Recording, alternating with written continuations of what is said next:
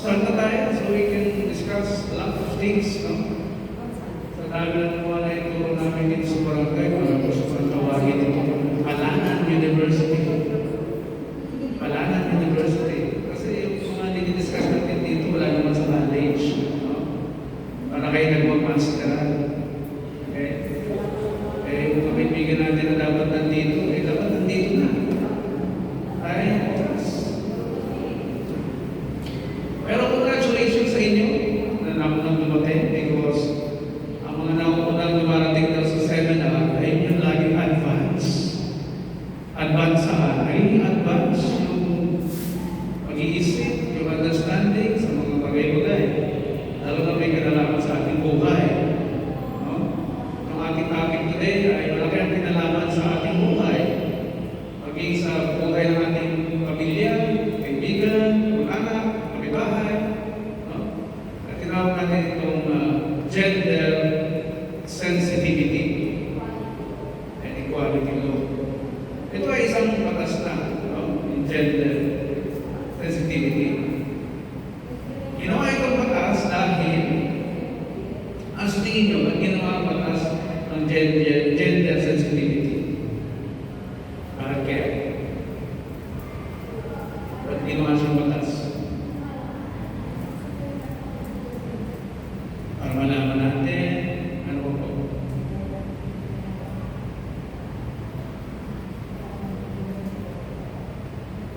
Pwede makisuyo pala, pwedeng attention, focus sa ating seminar. Wala mo ng cellphone para tayo makatulog sa discussion. Kasi natin attention niyo para kumatin ka lang for the sake of kita kang kumatin. This is also one serious thing that we have to learn, we have to understand, and we have to apply in our lives. Okay? Gender sensitivity ay naging batas dahil marami nagbabiolate. Paano ba nababiolate ng gender sensitivity?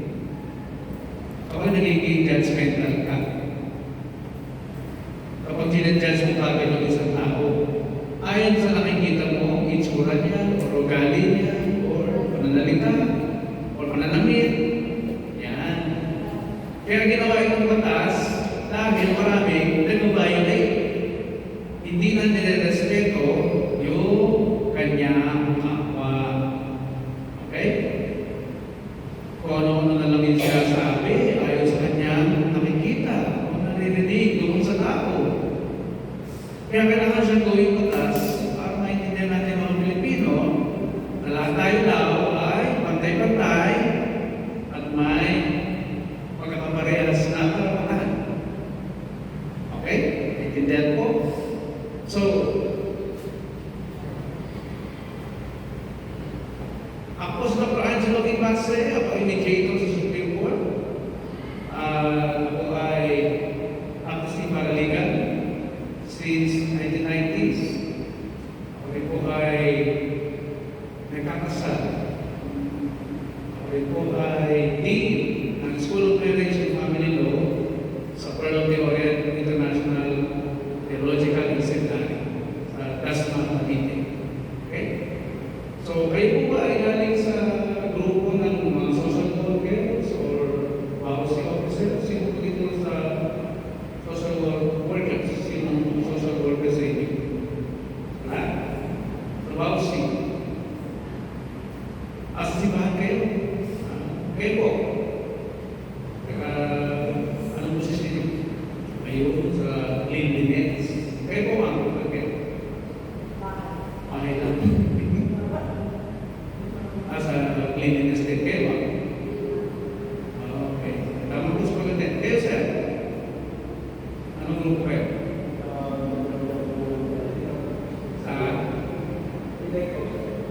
Sa iba, okay.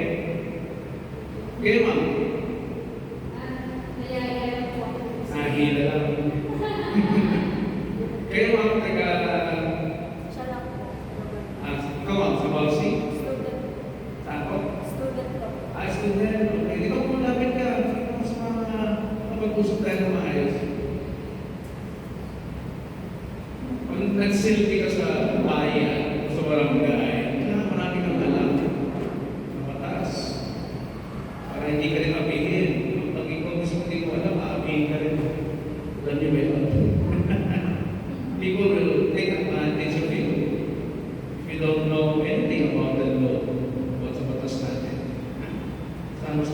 dumating, makakilala nyo, i-text nyo na. Para pumunta na dito. Ha?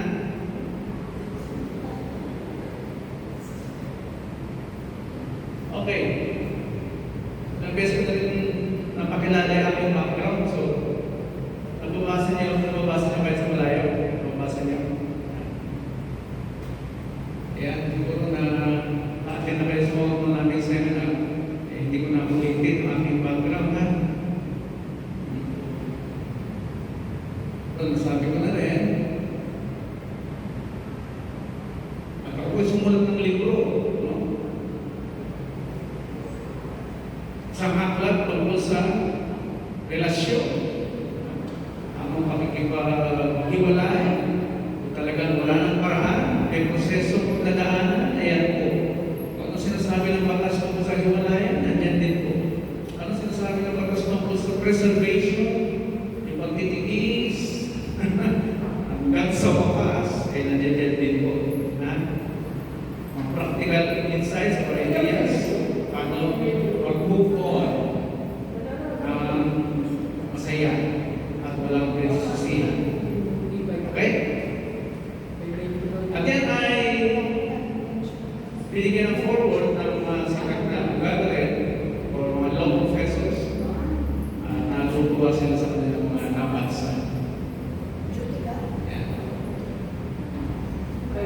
Tayo ay iimbitahan na rin sa mga eskwelahan para mag-speaker or Lady of Fatima, Miriam College, PUP, Taguig, Sebastian, Nicoletos, Arellano University, Ateneo Law School, ICU Laguna, ICU Philippines Laguna. At tayo ay lagi na sa media din, ano?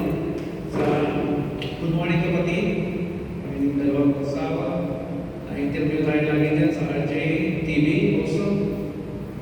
At sa Julius Institute, ABS-CBN also, DCMN, Stanford 2, Area 7. Yan, kay Julius Institute.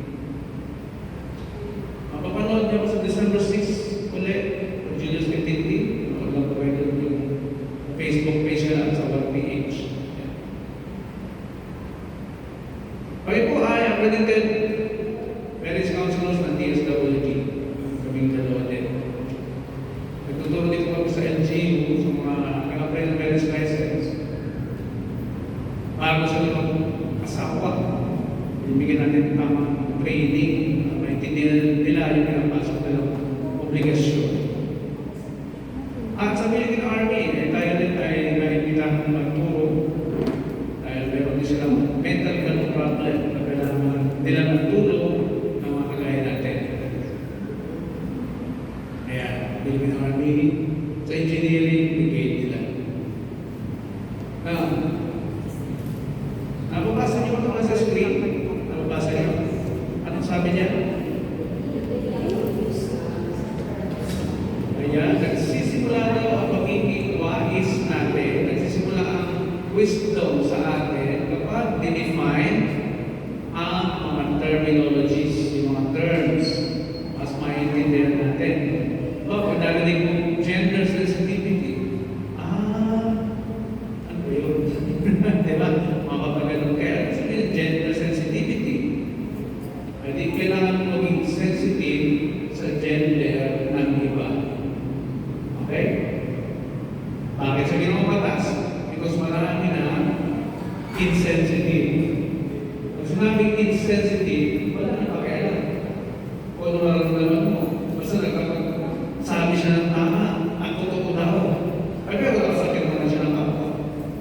Ay, matama. Diba?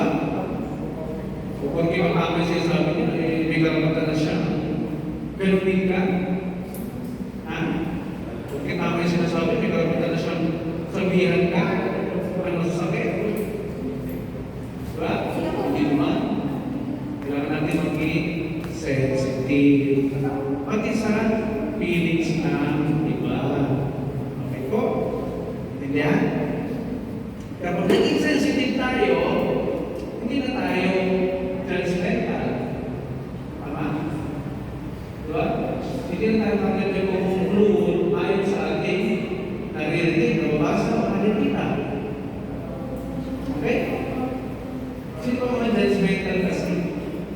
kumuha rin ng judgmental. Alam niyo kung sino ang maraming judgmental? Mga Kristiyano. Kristiyano. No? Alam mo yun ang siguro tayo. So, pag sinabi ng Bible, bawal mag-appeal. Ako sinabi, nakikiappeal. Uy, lagot ka. Masusunod ka sa impyerno. Di ba ganun tayo magsalita?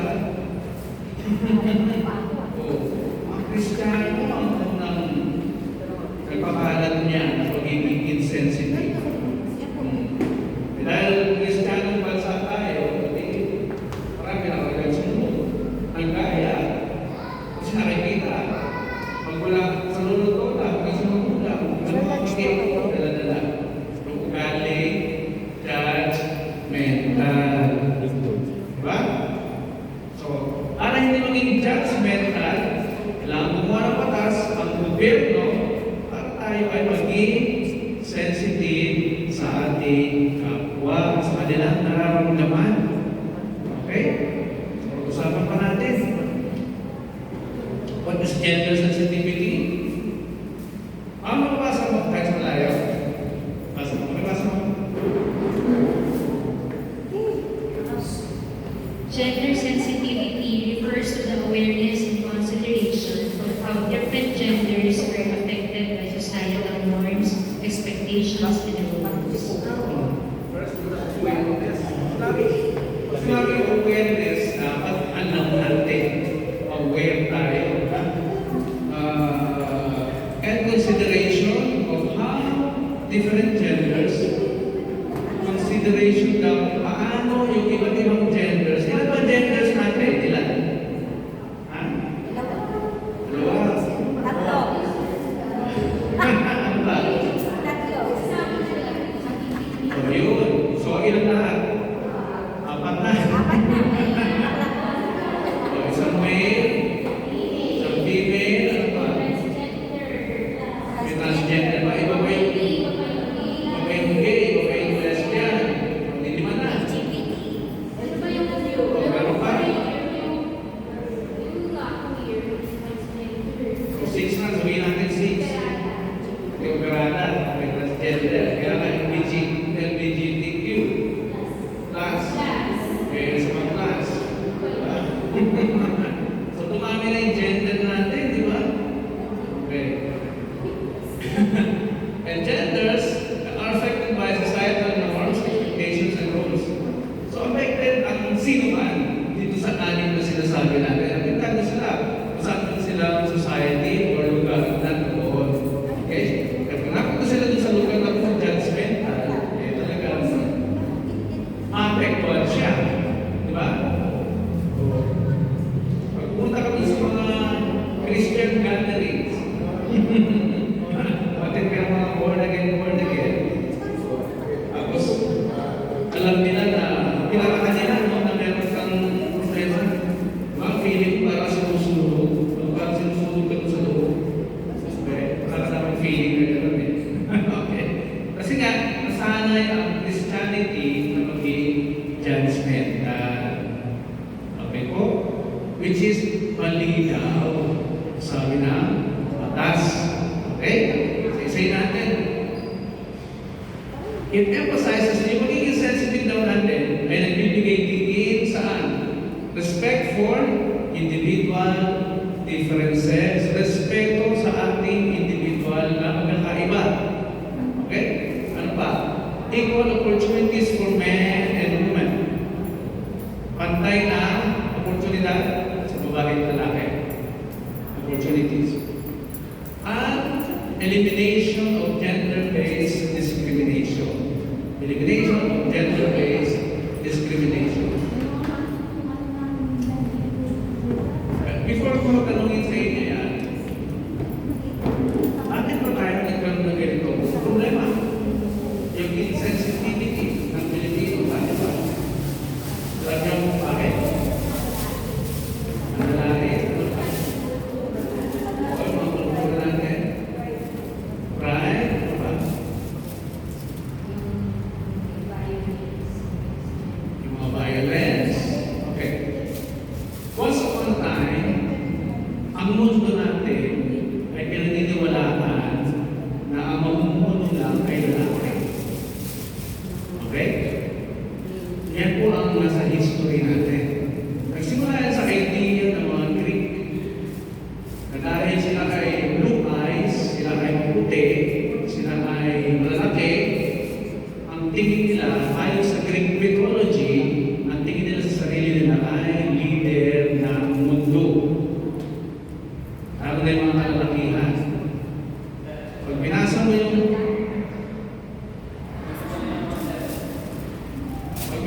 history ng Greek, ang mga babae ng panahon na yun ay hindi pinapaboto. Hindi pinapaboto. Tapos, yung gobyerno ang nagdidikta kung sino ang mag-asawa nila. Alam mo kung paano nila pinag-partner ang mag-asawa noon? Isang malakas, isang malakas. Matalinong lalaki, matalinong babae. Skillful na lalaki, skillful na babae. Pinagpapartner nila ng ganoon. Bakit? Kasi ang resulta daw noon ay malakas din anak. Matipunong anak, magandang anak, matalinong anak. Doon po nagsimula yun. Kaya hanggang sa panahon ng Germany, ganoon din yung ginagawa nila. Dinidigta nila sa tao kung sino ang pwede na makakasawa. Ang purpose, kasi gusto nila magkaroon ng citizens na puro matatalino, citizens na puro malakas, citizens na puro smart. Kaya kita yung most of the scientists, German, because they want to be a strong country. Nakikilalanin sa buong mundo, kinirespeto, igagana. At yan ay nilatili hanggang sa ma-discover ang Amerika noong 1492. Okay? Ganun ang ating cultures. Tagal ng kultura niya naging normal. Na ang tingin lagi sa lalaki ay superior. Okay? Dahil yan sa paniniwala nila sa Greek mythology. Kaya nung nagising yung bansang Amerika, matapos sila sa bukid, sino sumabot sa Amerika? British. So nung lumaban na sila for independence, isa-isa na sila naging independent states. At doon nila inadapt ang konsepto ng demokrasya. Paalala nyo paano nagsimula lahat? Bakit pa tayo naging gender insensitive? Yan ang background. Okay? Kaya nung ma-establish na ang bansang Amerika, bilang demokrasyang bansa, in-enforce na nila yung mga karapatan na sinasabi ni Socrates. Kilala niyo Socrates? O Greek philosopher din yun. Siya yung nagbigay ng idea sa mundo ng tao ay may kanya-kanyang rights, karapatan. Kasi nga, hindi pinag-umote yung mga babae. Hindi pinag-desisyon yung babae. Kasi nalang gusto niya mga kasawa, dinidiktahan ng gobyerno. Pwede ko naman tayo sa pamilya eh. Di ba? Kahit na hindi mo lang, magiging asawa ko. Ganun sila. Kaya pag ito ng Amerika, establish ang democratic government, hindi na siya halos pinupupot. Pero bit-bit pa rin nila yun sa kanilang idea. Bit-bit pa rin nila. Ano yung equality na nilalabag nila matapos sila maging ganap na independent from British. Hinihiwalay pa rin nila yung mga black people sa mga white people. Diba? Nabasa niyo ba yun sa history na meron eskwelahan na para sa black people lang at meron eskwelahan na para sa white people lang? So hindi nagtutungkol sa pagiging male or female.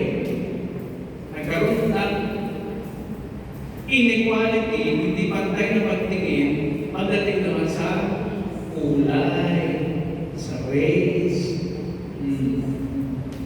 Kaya merong racist. Bakit ganun sila? Ganun pa rin nila kasi yung mentalidad na sila mga puti ay leader ng mundo. Pag hindi ka blue eyes, hindi ka matangkad, hindi ka malaki tao, hindi ka puti, ikaw ay slaves. ayon sa Greek mythology. Doon nagsimula ang ating problema. Okay? Kaya nakarating sila dito sa Pilipinas, di ba? Yung Amerika, doon sa civil code, sila ang gumawa noon. Nasa Congress nila natin.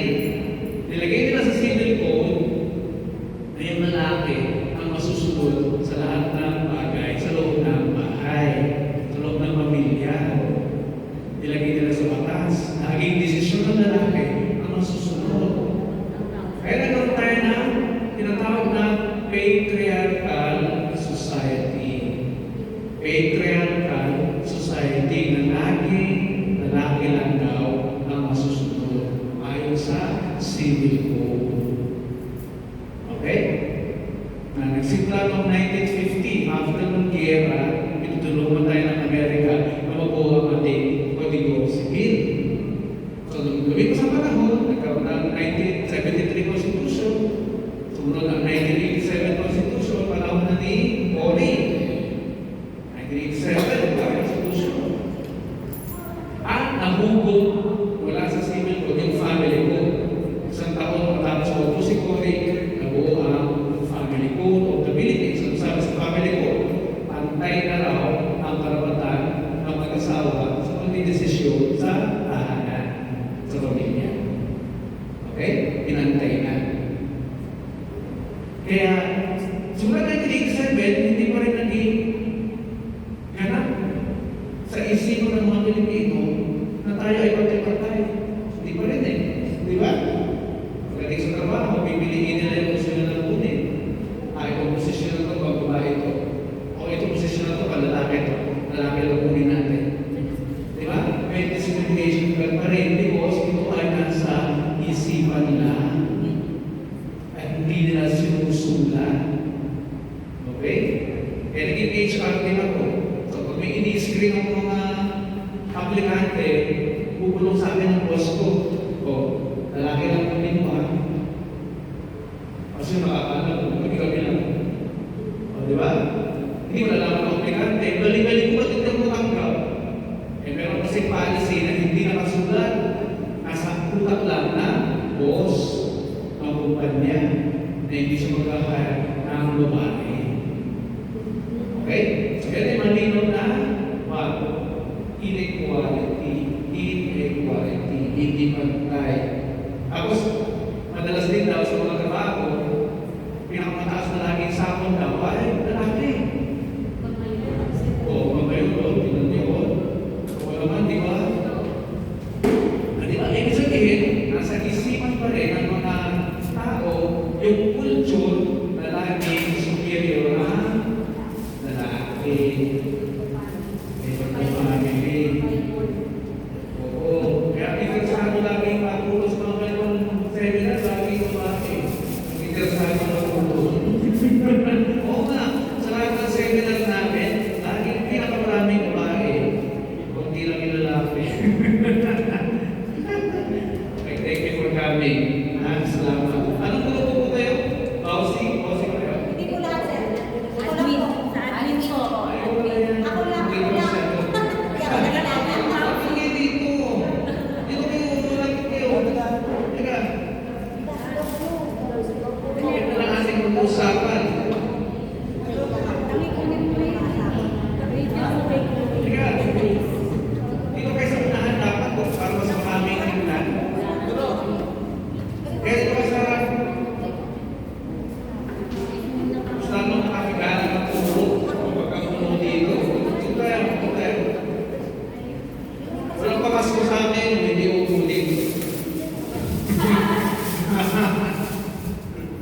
Walang pamasko sa amin.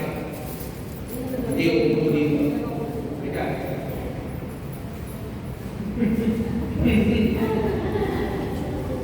Pero sa Pasko matatanggap ha, hindi kayo na. Ako kayo hanapin. Kasi shopping pa. Okay. Ayun, meron pa. Come on, ma'am. So, bukod sa mga nabanggit ko na inequality or insensitivity sa gender, ano kayong ibang alam ninyo na masasabi natin lumalabas sa ating gender sensitivity?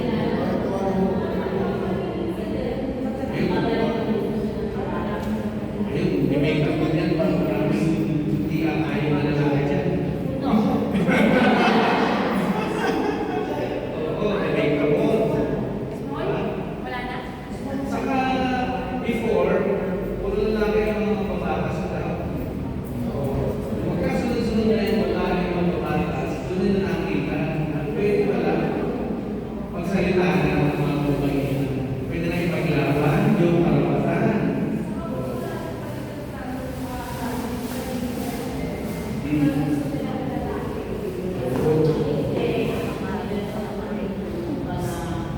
pwede dikta. Hindi ka kita ng lalaki. Yung kasama tayo. Nalagay na kayo. Ano na desire ako? Okay. Taas ang posisyon ng mga lalaki. Lagi pinuposisyon sa mga grupo daw. Lagi pinuposisyon sa mga grupo ng mga lalaki. Ginagawa leader ng mga organisasyon, grupo, pinamumuno, ano ba? Sir, may napansin ako. Oh. Palagi sabi ko kay Sir. Hindi sa akin naman yung mga kalalaki. Gusto niyo tayo sa kanila. Sige, Sir, sabihin mo. Kasi mura sa babae. Oo, hindi mo sa babae. Sabihin mo, Sir. Halimbawa, di ba siya minsan pagka, halimbawa, dahil nasa barangay tayo, minsan lang may away, hindi babae, lalaki, dahil lalaki ka, ang preconceived ng judgment ay lalaki ang sinutok niya, lalaki kasi, kasi lalaki, mataas ang lalaki, violent, Kaya pwede yung lalaki. o kaya yung magnanakaw lalaki, pero yung magnanakaw lalaki,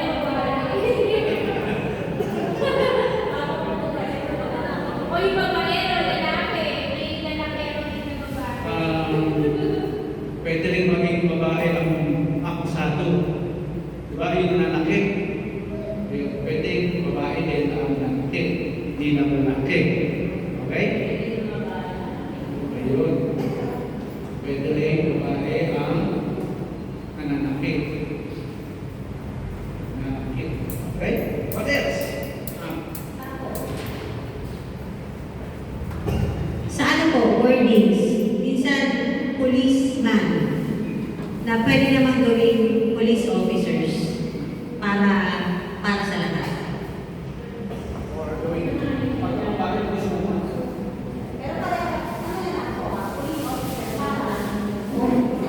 Ayun, police officer dapat itawag kay babae o lalaki yung police. Terminology. O parang gawing general.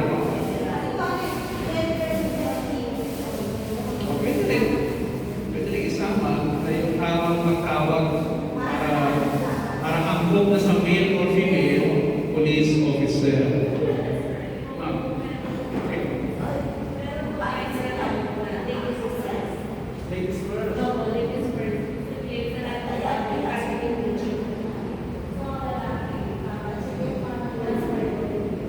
Oo, ayaw nyo na yun. Ladies first. Ayaw nyo na yun. Gusto pa rin. So, hindi naman complain yun, ha? Hindi naman complain. Oo, imbes na ako na oo, imbes na siya manindigan, di ba? Ladies first.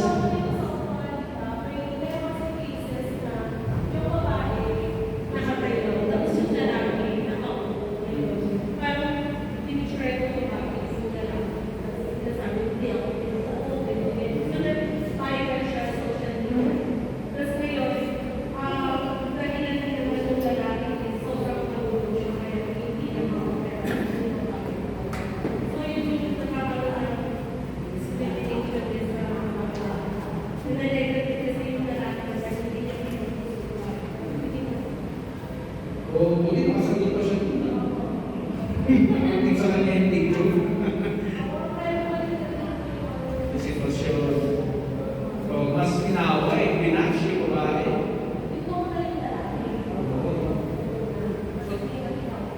Yun. So, dito natin makikita that we cannot be judgmental all the time. Bawal nga eh. Bawal maging judgmental eh, di ba? Kasi di mo natin alam ang buong istorya, ang kwento. Ha?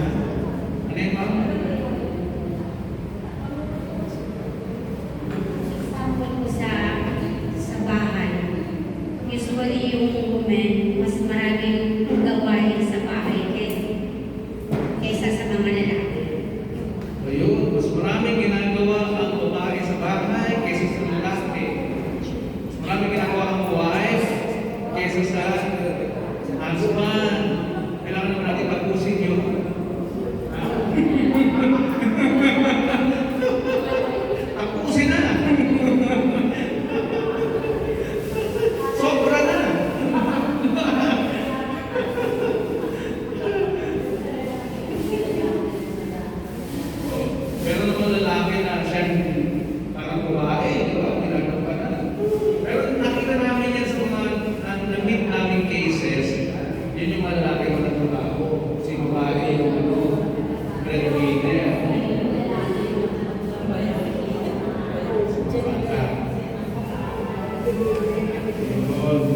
Okay? So magkakaroon natin mga case talaga paano tayo magiging sensitive sa sitwasyon. Okay po? Yan. Yun, marami ang dito sabihin sa mga na panghuli, sana lang. Yung hindi nyo pa nasabi, wala pa dito sa screen. Oh, sir. Panghuli na din. Sa lalaki naman. Ano yung gusto mong tapusin na? Yung insensitivity na ginagawa ng mga Pilipino sa isa't isa, sa kapwa, pati kapbahay, o sa school, o sa trabaho. Meron pa. Okay, balikan kita sir. Perfect tayo ng isang tungkulin na iaahad sa isang tao. Yung babae usually kasi mga lalaki yung pinupuha kasi mas malakas daw yung mga lalaki. Kasi yung karamihan kasi sa mga babae masyadong emotional. Kaya mga lalaki ang pinupuha nila. So, laging sa lalaki binibigay yung mga tungkulin na mabigat. Siguro, sinasabi nyo. Mga tungkulin mabigat ay laging binibigay sa lalaki. Okay, so. Kasi sa panahon ngayon yung empowering ng mga kababaihan eh, nagagawa rin nila yung nagagawa ng lalaki. So talagang equal na. Pabor ka na doon. Pabor, okay. Ano tayo, kailangan tapusin na. Sobra na. Talagyan na. Okay. So, itong mga examples na to ay gagamitin natin mamaya ha? Sa ating exercises. Let's go to the next slide. Yeah. So, historical basis ng... Saan gusto mo dito? Para di kita natatakpan. Yan, para di kita natatakpan. Yan. Historical basis towards gender equality, galing ito sa Convention on the Elimination of All Forms of Discrimination Against Women. Kasi nga, yung Amerika, ay yung Europa, ang nagpakilala ng yung tinatawag silang Western world, ang tawag sa kanila Western world. Sila yung nagpakilala sa atin sa mundo na laging lalaki ang masusunod. Hanggang sa maubos yung generation ng mga naninindigan dyan, nagbalik na ng bagong generation na realize nila na kailangan ipantay na yung babae sa lahat ng opportunities. Okay? Yeah. Kailangan maubos mo na yung mga matatanda na naninindigan dyan eh. Kaya lumabas na yung next generation, ito na. Pinakilala na yung bagong konsepto ng karapatan. Okay? So, sa United Nations General Assembly, adopted the CEDAW in 1979. The Philippines ratified the same in 1981. Ibig sabihin, 1979, nagpirmahan ng maraming bansa, tapos saka lang sumama ang Pilipinas para i-adopt yung mga napag-usapan doon sa CEDAW na yan. CEDAW is a human rights treaty. Di ba narinig niyo ang treaty sa school days? No? Mga Treaty of Paris, Treaty of England, ayan. Ganun yung nangyari dyan. That lays down governmental obligations on matters related to any form of discrimination against women in terms of individual right and freedom. Napansin nyo, nakatutukan sa babae. O, because of that culture, culture na pinasa-pasa sa atin from generations to generations. Now, the convention aims at equality between men and women through the assurance of equal access to and equal opportunities in public life, education, health, employment.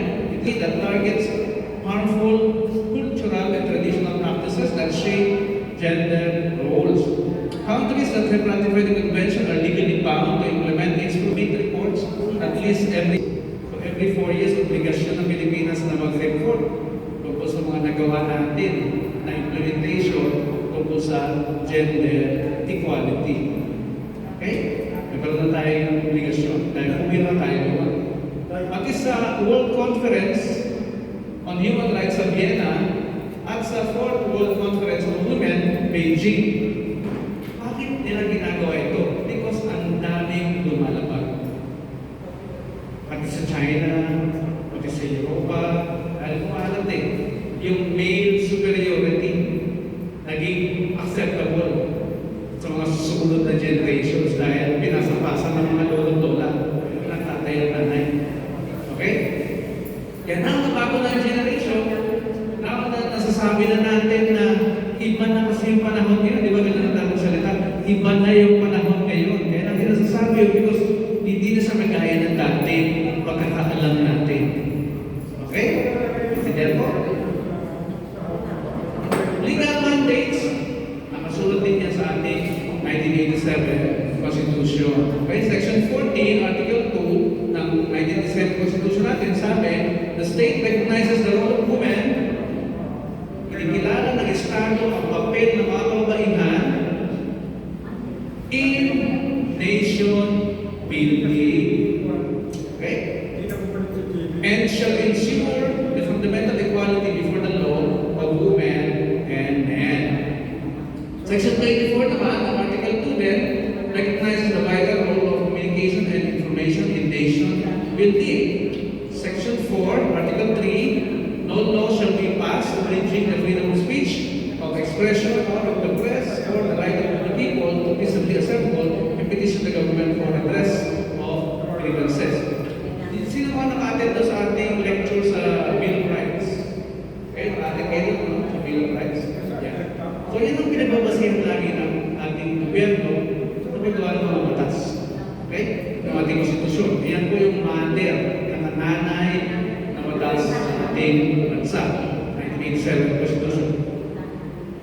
Now, sa Magna Carta of Women, yung Republic Act 9710, ang nababasa mo ba? Pakibasa mo nga for us.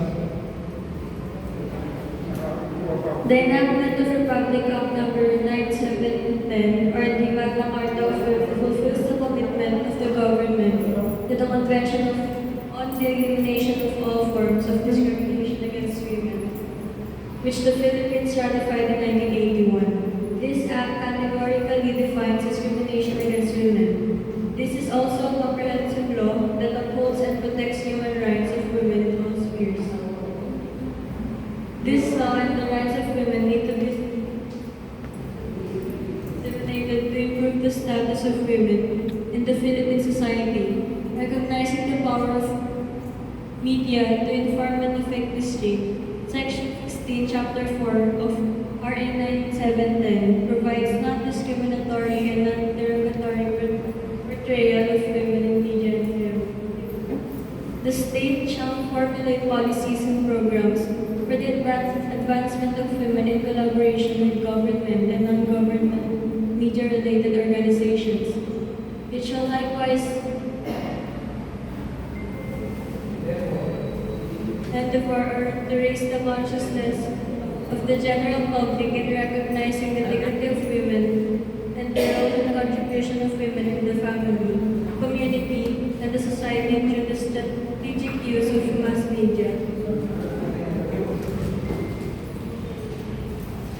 Magna Carta of Women, 9710, ang Republic Act natin yan, na ang intention din ay alisin ang lahat ng discrimination against women. At ang pinaka-effective na medium para matigil ang discrimination against women ay ang media. Information dissemination. Pero hindi pa natin lagi maririnig yan araw-araw, di ba? Araw-araw, buka tayo na nire-report eh. Sa mga telenovela, ganun din.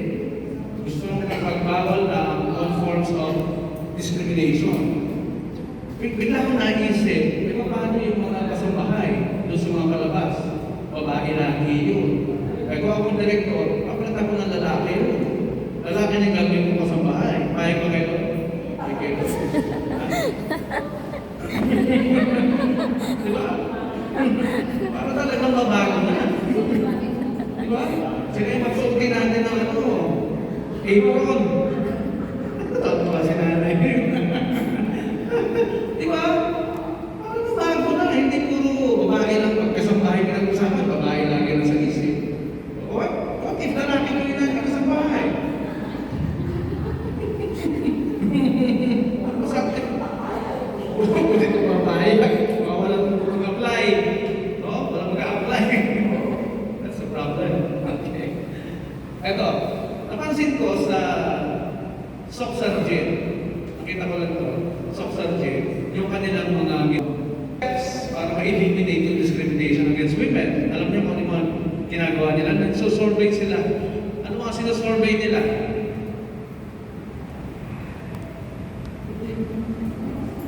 Total population sa Soxargen, 4.5 million. Tapos, 48.9% mga kababaihan.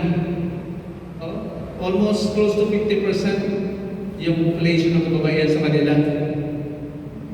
Equal opportunities, yung survey na ginawa nila tungkol sa equal opportunities na natatanggap ay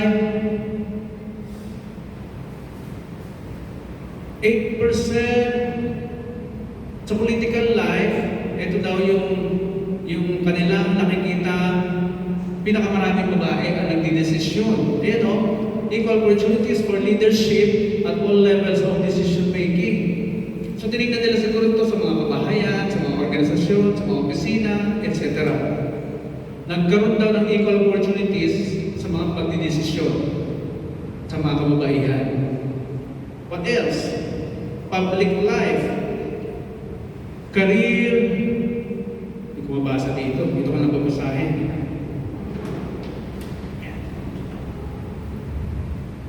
Career positions in government offices. 53.5% yung mga lalaki, 46.5% sa mga kababaihan. So very close na daw. Maging sa promotion of shared responsibility within the household and the family, 7 in every 10 ay nakakapag-desisyon. Yung mga babae daw, nakakapag-desisyon na kung kailan niya gusto magkaanak. Hindi na yung sunod na sunod sa lalaki, kaya buntis ang ako. Oo, nakaka-desisyon na rin yung babae. Meron ng right, ini-exercise na niya yung rights niya to decide kung kailan siya magbubuntis. Okay? Andun din yan sa reproductive health law natin, RH law na sinasabi. Oo, kung kailan ka pwede, kung healthy na yung katawan mo, binigyan na ng rights sa babae mag-decide.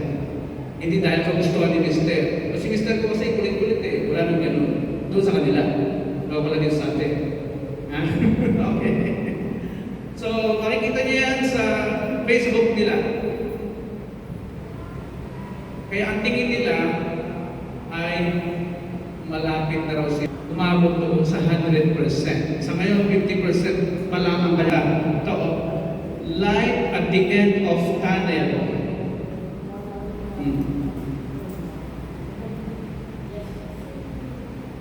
6 out of 10 college graduates ay babae sa Bicol region. 4 out of 10 married women mainly decide on her cash earnings.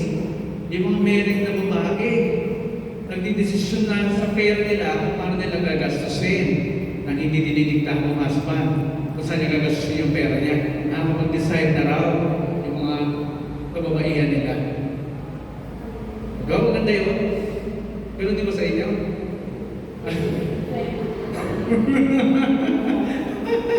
Yung bang, ikaw, sa inyo pa rin, di ba? Pero nakapag-decide kayo kung ano mabibili nyo? Ha? Ayun, buti na lang si Madam. Walang makialam si husband? Diba? Okay. Okay. So, ganun na sila dito, ha? 18.7% ng kababaihan daw sa kanila ay household heads. Pag sinabing household heads, hindi siya nasusunod sa bahay. 18.7% daw. 51.7% of voters who actually voted are women. O 51%, mas marami silang babae bumoboto. 30,898 women have driver licenses. O, marami kababaihan daw na nakakapag-drive. May driver's license. 58.8% of government personnel are females. 58.8%. Mas marami sila kaysa sa kalalakihan doon sa kanilang gobyerno. 1 in 4 women is poor. Isa lang sa bawat 4 na babae ay ang mahirap. Okay na yun? No? Kaysa naman 4 out of 4 mahirap lahat. Pwede na yun. 1 for every 4 women ay mahirap. 148 women were reported in especially difficult circumstances, which means mababa lang yung cases na kanilang difficult women nakaka-experience ng difficult circumstances. 4.8 of women aged 50 to 49 experience violence during pregnancy. During pregnancy, no? Doon pa sila naging victim ng violence. Pero mababa lang, 4.8% doon sa kanilang populasyon. 29% naman of women never experienced physical violence since age 15. Naka-experience ng physical violence ay 29.0% simula nung maging 15 years old. And for every 100 inmates, 7 are females. Sa mga nakakulong daw nila, ito lang ang babae. So, ibig sabihin, mas maraming lalaki lumalabag ng batas, no? Kesa sa babae. So, malapit na raw sila at the end of the tunnel na maging equal na lahat ang opportunities ng male and female. Okay? Ito, kilala ito? Socrates. Yung idea niya talaga against sa gobyerno ay talagang kapantay ng Biblia, yung kanyang paniniwala. Kasi wala namang Bible ng mga Greek philosophers before, yung Greek government. Hindi sila naniniwala sa Bible. Kaya ang Bible nila, yung mga sinasabi ng mga Greek mythology, ang Diyos nila sa Zeus, yung mga Aphrodite, sino ba? Aquaman, talaga. Ano yung sabi? Di ba? Yung mga Diyos nila eh. Walang Bible sa kanila. Pero ito sa Socrates, yung kanyang paniniwala ay naayon sa Biblia. Equal ang men and women. Pero may pagkakaiba pa rin. Saan? Saan kaya? Physical. Hindi kasama yung physical na physical, yes, definition ng male and female, pagkakaiba. Pero hindi daw pareho sa ibang bagay. Hindi na pareho, ha? Biological, yung physical attributes, hormonal differences, iba yung hormones ng babae. Yan, pag-aralan mo rin yun. Very good. And reproductive roles. At kapag umaandar yung hormones ninyo, may iba kayong nararamdaman, di ba? Which is normal ba o abnormal? Normal pa rin. Okay. Hindi kayo nangaaway ng asawa. Ha? Hindi naman. No? Pag may hormonal imbalance, di ba? May ganon. O, yung pang iinisin niyo yung asawa niyo. Wala ba ganon? Wala. Okay. Buti naman. Psychological. Variations in communication styles, emotional processing, and problem solving. Social. Yung cultural expectations and societal rules ng mga isa. Doon nagkakaiba. Now, to be very specific, hindi na natin yung sinasabi ng science, mga scientists, yung mag-aaral. Sa difference between that and net, makikita nyo to. Pag ginugol niya yan, difference between that and net, makikita nyo to, yung difference na babae sa lalaki. Male versus female. Physically and mentally, the males and females are different. Physically and mentally. When talking about the physical structure, the first thing that comes to mind is height and weight. Kasi di ba laging malaki ang lalaki? Mabigat? Lagi mo. Tangkad. Di ba? Tama siguro yung sinasabi ng libro ito.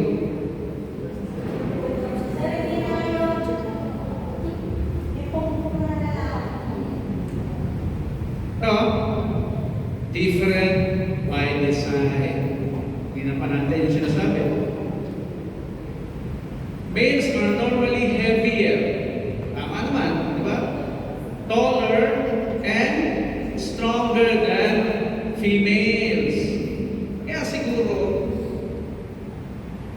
mapipiling awkward ka pag nakakita ka ng babaeng malaki, mag-asawa, kaso lalaki maliit. Di ba?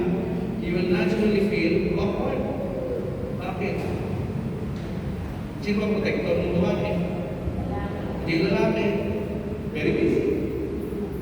Hindi ko sa atin yan sa school. We feel that. Di ba?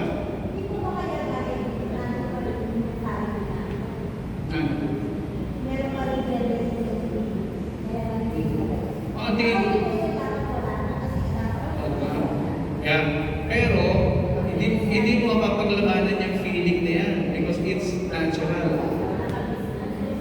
So, yung natural side na yung pag-uusapan natin by design ng Dino, ng Diyos. So, doon na tayo sa side na yun. Okay? It has been seen that males have large hearts. Mas malaki ang puso daw ng lalaki kaysa sa babae. And lungs, pati lungs, when compared to females. In physical performance, the difference is typical. Pag sinabi typical, sa physical performance, di ba may mga babae naman na basketball player, volleyball player, nagbabarbell, di ba? Sino ba yung Pilipinang nanalo sa barbell? Latest lang. High delete, di ba? Ayun, talagang muscle ng lalaki yata yun. Pero tinan natin yung bigat. Yung maximum na bigat na kaya niyang buhatin, baka meron pang mas kaya buhatin yung kalalakihan tapos sa bigat na nabubuhat lang niya. Di ba? Doon natin siya pwede tingnan. A male is bolder than a female. O, ito, pakinggan niyo mabuti ha. The males perform any hard task which a female cannot perform. So may kaibahan pa rin, which is natural. O sino mo gumagawa ng mabigat na trabaho sa construction? Pag-isipan natin. Construction. Lalaki, nagbubuhat ng semento. O palitan natin, ano kaya gawin natin kababaihan na yung i-hire natin construction worker?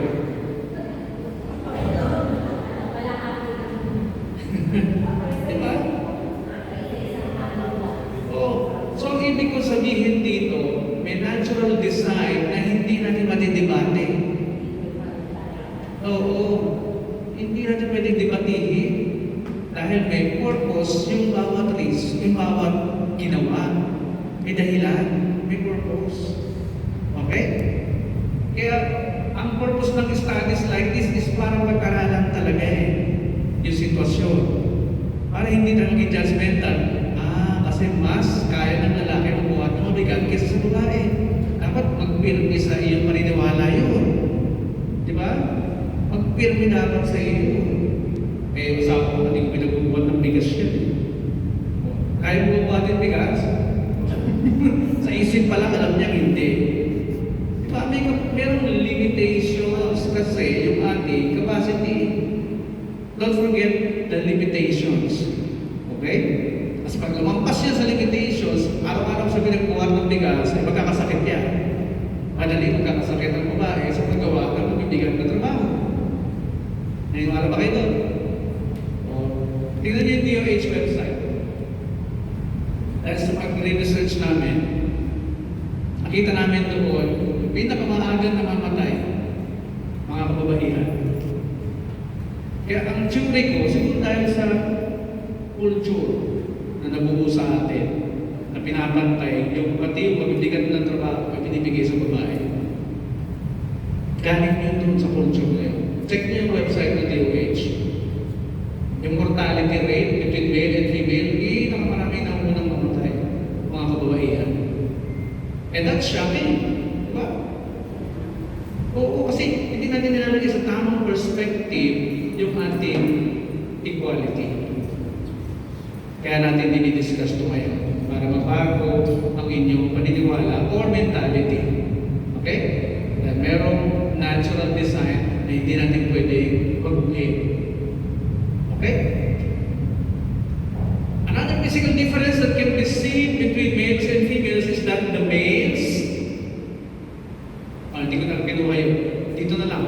Sa summary, in sex, males have more positive attitude than the females. Males have more positive attitude than the females. Tama o hindi? You see? Kapag kayo depressed at may lalaking magaling mangbola, tangay ka agad. Kasi weakness niya yan eh. Diba? Kapag alam na lalaki yan, makaraming chicks yan. Diba? Lahat ng babae makita niya malungkot. Oo. Diba? At madali kayong mapaniwala sa moment of your weakness. Okay? O, tama ang science. What else? Males are generally heavier, taller, and stronger than females. Sama rin na to. Another physical difference that can be seen between males and females is that the males have more bodily hair, especially in the chest region. Sa mga foreigners, maraming buhok. Females have puberty changes about 2 years earlier to males.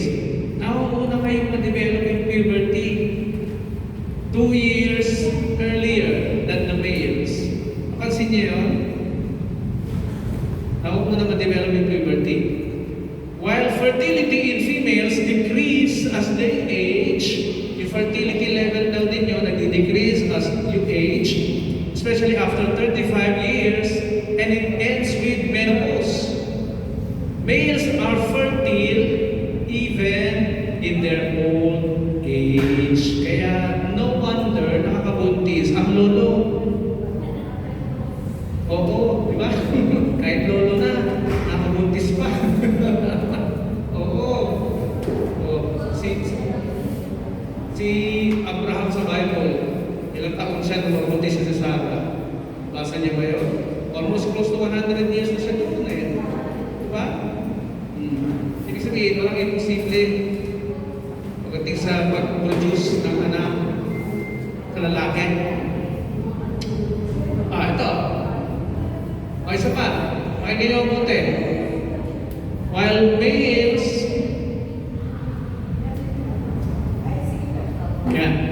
While males are physically more aggressive, totoo naman, mas agresibong lalaki, the females tend to be passive. Okay? Females are more what?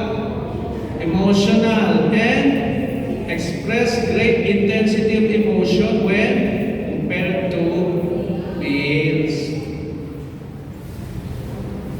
At ayon din sa aklat na ito, men are from Mars, women are from Venus. Ang babae ay designed to be emotional daw talaga. Pag sinabi emotional, you express what you feel, not what you think. Kapag kakagawa sa lalaki, you express what you think, not what you feel. Okay ba, di ba? Alam ko sinabi sa mga mag-asawa, sabi ko kina-counseling, ang expectation ng lalaki, dapat pareho din daw mag-isip.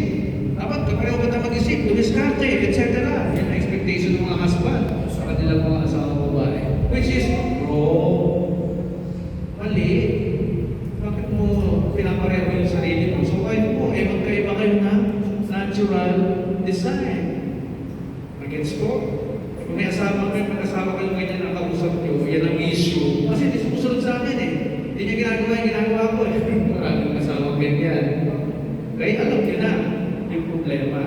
Okay? Mali ang pagkakaintindi ni husband sa equality. Okay? What else? Panoorin natin itong isang report ng GMA